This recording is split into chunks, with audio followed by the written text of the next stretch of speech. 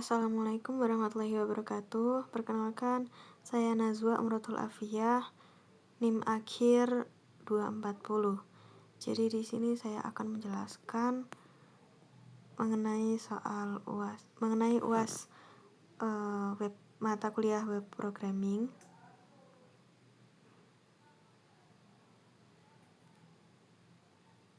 Jadi di sini ada deskripsi studi kasus sistem manajemen blog yang telah dibangun pada modul 10 sudah memiliki pengelolaan secara lengkap, yaitu pengelolaan artikel, penulis, dan kategori artikel melalui antarmuka yang dapat diakses oleh penulis yang sudah login. Namun hingga saat ini konten yang dikelola melalui CMS tersebut belum dapat dikunjungi oleh pengunjung umum karena belum tersedia halaman publik yang menampilkan artikel kepada pembaca. Jadi pada UAS ini proyek aplikasi blog yang telah dibangun pada modul 10 dikembangkan lebih lanjut untuk menambah dua halaman pengunjung yang dapat diakses oleh siapa saja tanpa perlu login. Jadi halaman pengunjung dengan menggunakan framework Laravel dengan memanfaatkan database DB blog dan data yang sudah dikelola melalui CMS.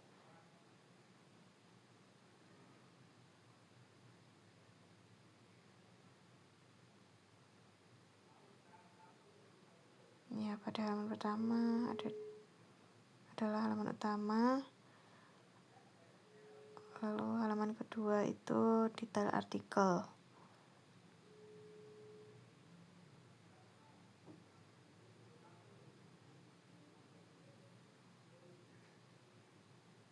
Jadi ada dua halaman.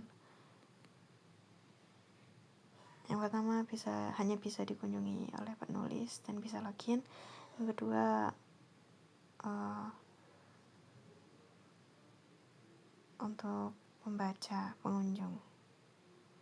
Jadi prasyaratnya proyek aplikasi blog dari modul 10 harus sudah selesai dikerjakan. Jadi database DB blog beserta seluruh tabelnya harus sudah tersedia dan terisi dengan data yang cukup untuk mendemonstrasikan seluruh fitur halaman pengunjung.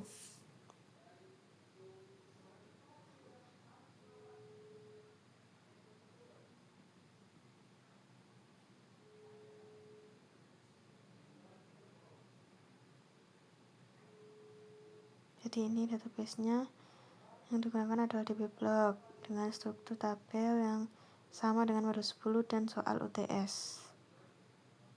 Jadi ada tabel penulis, kategori, artikel, dan artikel.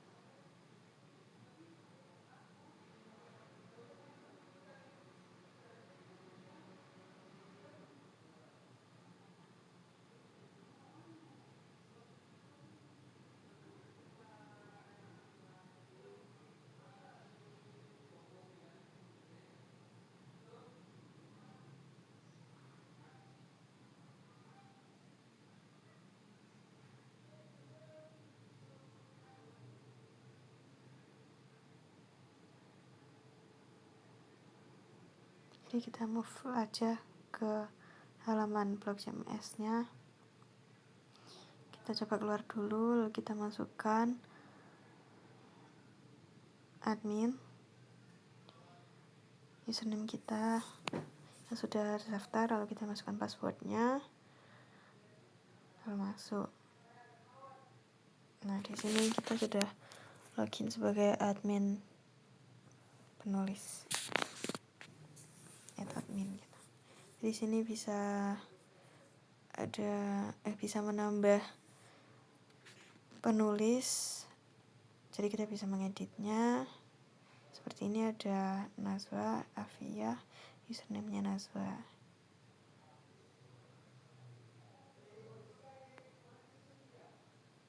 Dan kita coba hapus. Lalu kita tambahkan lagi.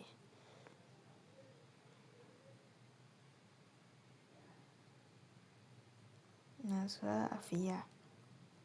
Username-nya Najwa seperti yang tadi. Lalu passwordnya kita buat sendiri. Ini bisa diedit, jadi kalau mau ganti password ya tinggal diganti. Saya coba nggak pakai foto profil dan tetap bisa ditambahkan. Lalu kita coba masuk sebagai Najwa Afia.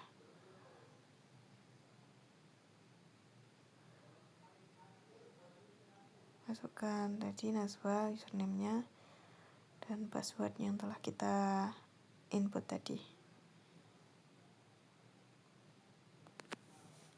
Nah, ini dikarenakan saya nggak pakai profil tadi, jadi tampilannya seperti ini. Jadi kita login sebagai @Najwa Afia.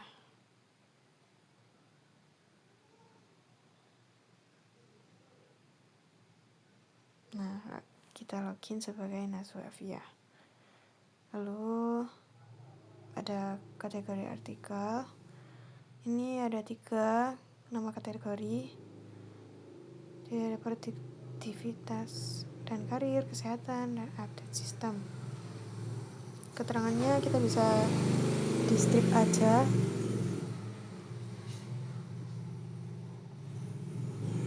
Kita bisa diedit. Ini contohnya teknik informatika, lalu keterangannya karena bisa dikosongin jadi strip aja. Nah, ini sudah kita tambahkan. Lalu kita move ke artikel. Jadi di sini kita terdapat 5 artikel yang bisa diedit juga, dihapus juga. Nah, lalu kita coba tambah yang tadi, contohnya ini. Nah, kita coba penulisnya Najwa Afia. Login. Lalu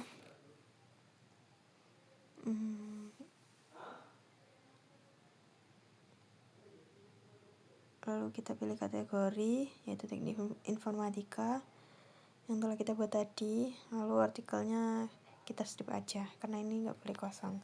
Kalau yang kategori masih boleh. Lalu kita tambahkan foto artikel ini.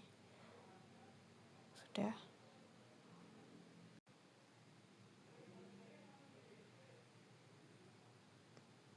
Nah, ini sudah tertambahkan. Jadi ada 6 artikel.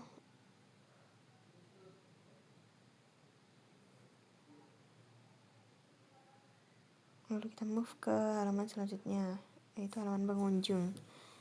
Ini jadi ada 5 artikel terbaru. Kita loading ulang dulu. Jadi ini ada 6.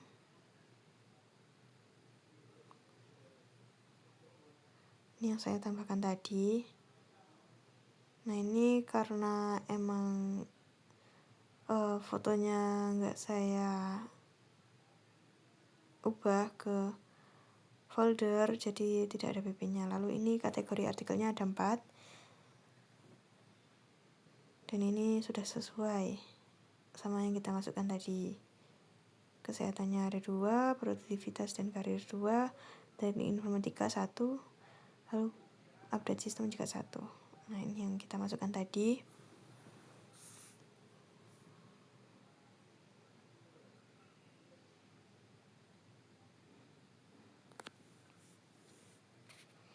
Lalu kita coba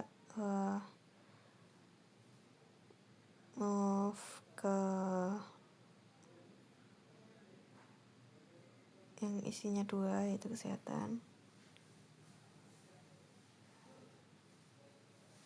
Ini ada 2 ya.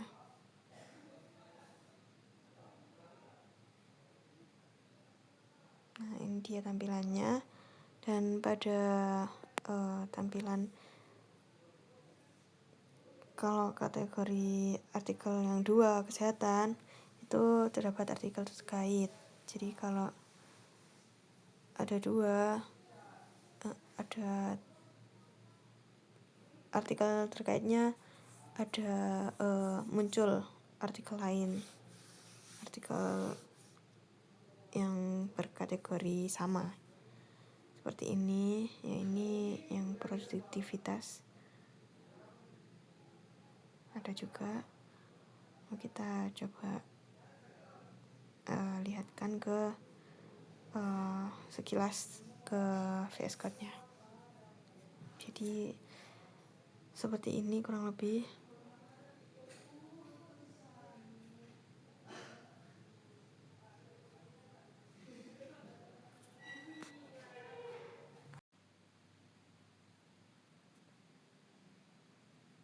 Ya, jadi itu tadi adalah sekilas dari codingan saya VS Code di VS Code pada halaman pengunjung.